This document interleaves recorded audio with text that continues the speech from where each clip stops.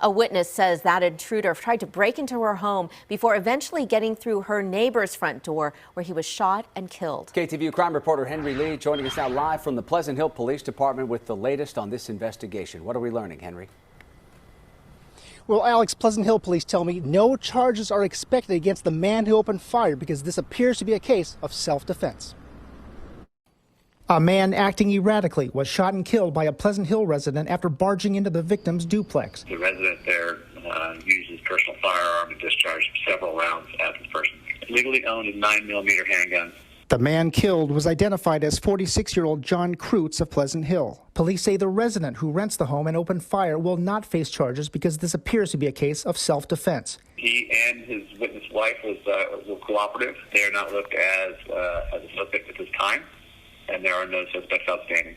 It began at about 5:45 Tuesday afternoon when police began receiving numerous calls of a man with a beard and no shirt on vandalizing cars and banging on windows near Shadow Mountain Court. And there was a loud bang on the side of my house, kind of shook the pictures on the wall.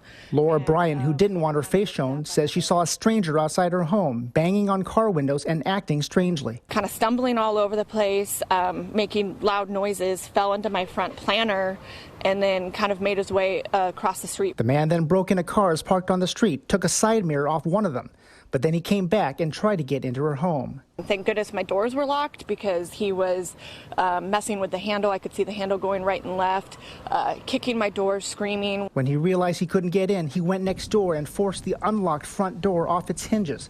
That's when the resident shot him in the chest and head.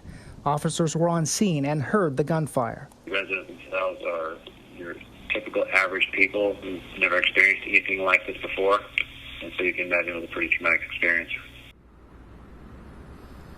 Now, John Kreutz, the man who was killed, was married with 3 kids. His family declined to comment, as did the resident who opened fire. He told me, "I don't think that's a good idea."